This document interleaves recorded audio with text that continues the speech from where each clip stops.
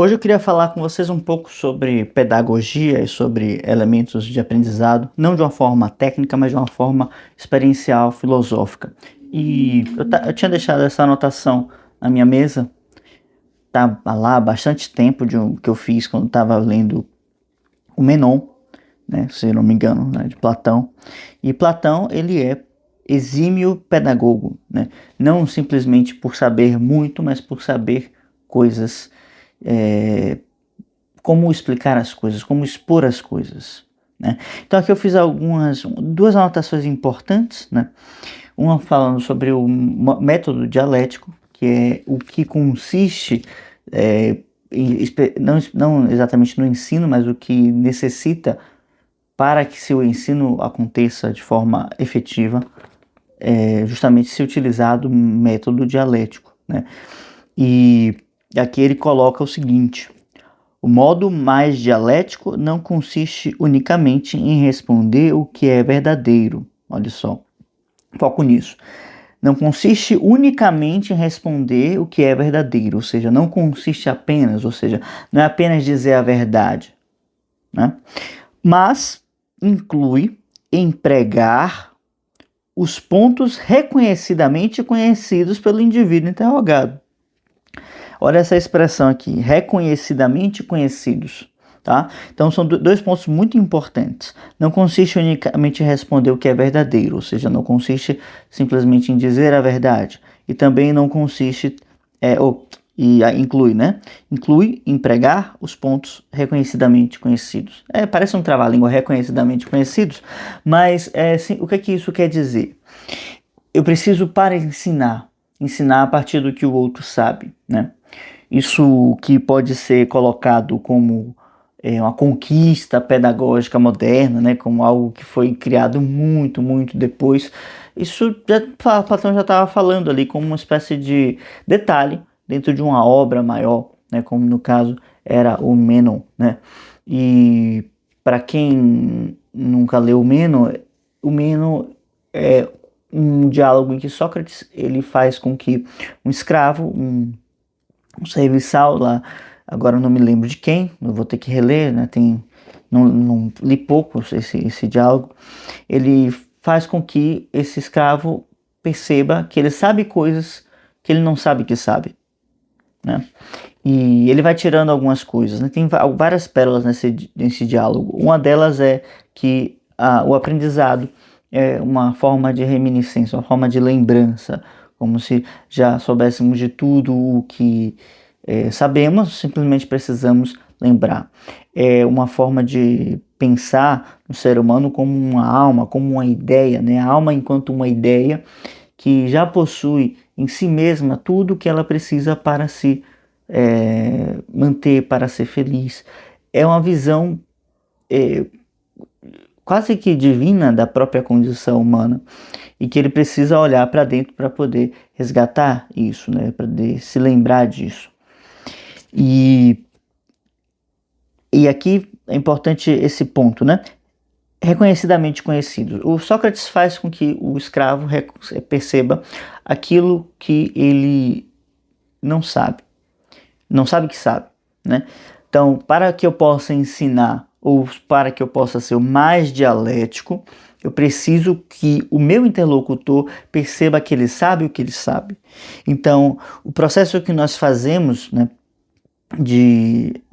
aquilo que a gente chama de anamnese, que é usado, né, nas terapias e muitas outras outros métodos, é aquilo que permite com que nós possamos saber o que sabemos, reconhecer aquilo que sabemos, não simplesmente, né, deixar essas informações perdidas na nossa memória, na nossa intuição, trazê-las à tona e fazê-las valer, né?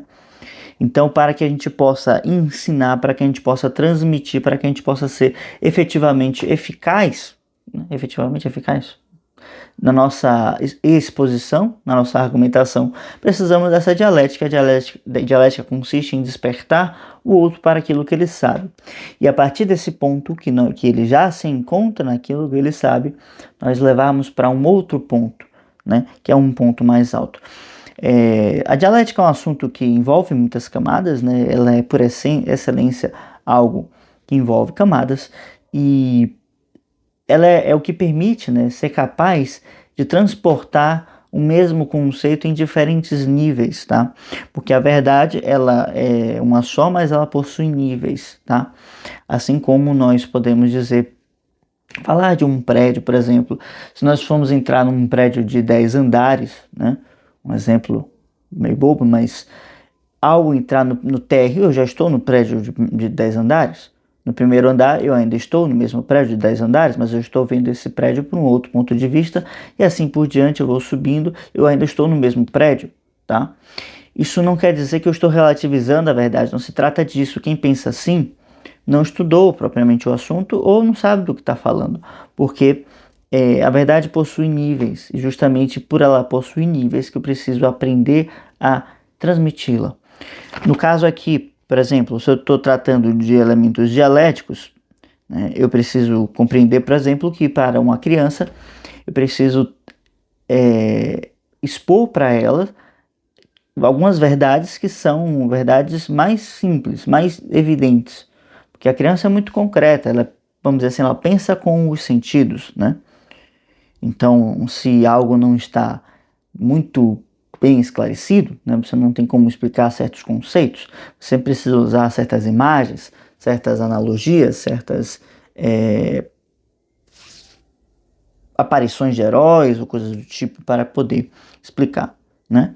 E justamente por isso, por a dificuldade, né, de se estudar esses temas que são difíceis, esses temas que falam sobre a alma humana, que eu comecei a pensar no nosso grupo de estudos aqui do canal.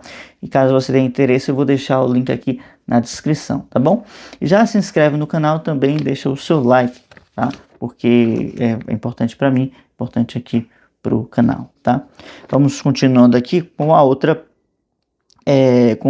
frase que eu marquei, que é o seguinte: Platão fala assim: a crença no dever de investigar as coisas que ignoramos, repetir, a crença no dever de investigar as coisas que ignoramos é algo que nos tornará melhores, mais corajosos e menos ociosos. Melhores, mais corajosos e menos ociosos. Então, algo interessante, né? Porque Platão enxerga o estudo como um dever, a investigação como um dever que vai nos tornar melhores, mais corajosos e menos ociosos. Interessante que ele está colocando aqui, provavelmente foi intencional. Platão ele é muito sutil, ao mesmo tempo que ele é muito detalhadamente, né, extremamente denso em suas abordagens, sem também fazer muitas firulas, né? Então ele parece estar fazendo até uma divisão, né, tripartite da alma aqui, onde ele vai dizendo menos ociosos, ou seja, combate a preguiça, né? E com isso adiciona à alma a sua capacidade de temperança. Mais corajosos, né? Que trabalha especificamente o corpo emocional, o corpo das emoções, o que ele chama de irascível, né?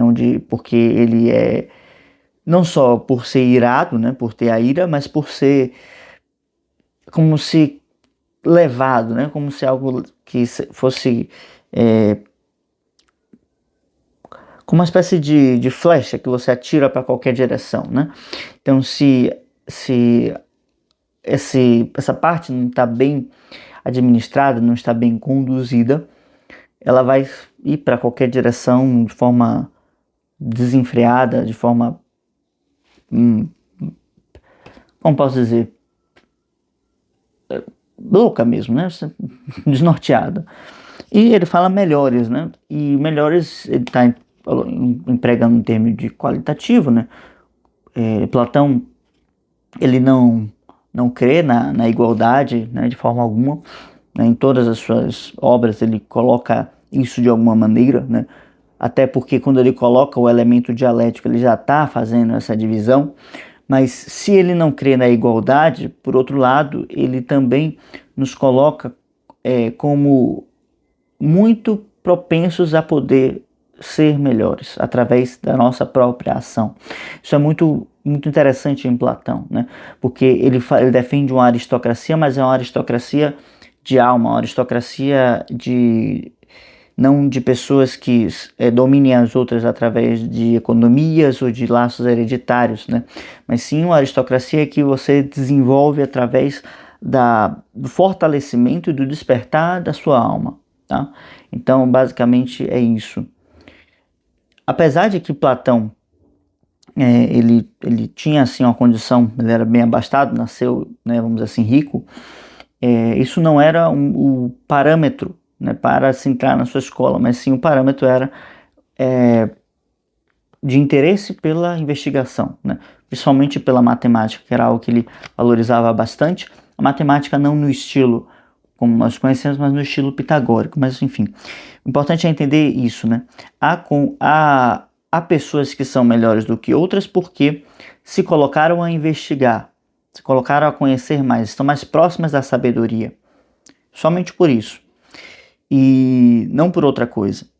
Então, o que torna uma pessoa melhor do que a outra é se ela é mais sábia do que a outra, né? E a sabedoria vai pressupor a conquista e o desenvolvimento de certas virtudes, né? Inúmeras, talvez todas. E Platão ele reafirma isso incessantemente, praticamente em todas as suas obras, de que há que se buscar isso, há que se buscar essa sabedoria, há que se buscar essa qualificação, né? E é muito curioso porque a base, né, da filosofia, da cultura ocidental, ela começa com Platão, porque antes de Platão há pouquíssima coisa que é escrita, né? E basicamente Platão ele é também responsável por transmitir boa parte vamos dizer assim, da ética grega, né?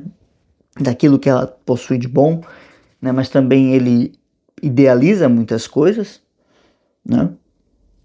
E apesar disso, apesar da cultura nascer nesse berço, né, de compreender que podemos ser melhores, né, acabamos caindo hoje num relativismo muito preocupante, né, onde as pessoas acabam ignorando a verdade, né, simplesmente se afastando daquelas coisas e crendo na opinião, pela opinião simplesmente, né.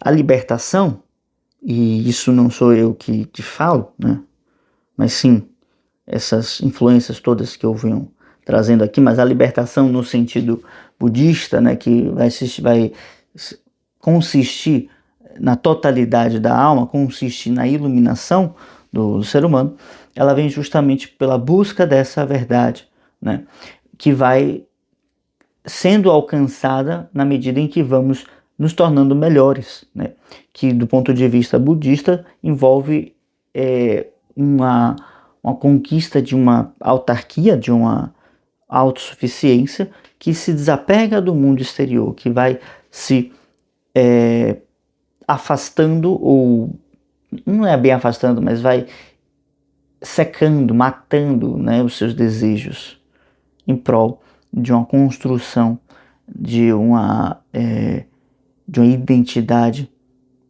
forte, porque na verdade o que há é um despertar, né, de uma consciência interior que se apercebe daquilo que é e que vai em busca daquilo que é a sua própria natureza, né, a sua própria identidade, que é, no caso, a sabedoria, tá bem? Então, aqui vamos ficando por aqui, né? Hoje os links importantes vão estar aí na descrição. Se, né, você gostou desse vídeo, peço novamente o seu like, né? Compre os livros aqui que a gente indica no canal, essas coisas todas, e vamos voltando aqui com os vídeos, né, aos poucos. E deixe seu comentário, caso esse vídeo tenha te agregado alguma coisa. Até a próxima. Tchau.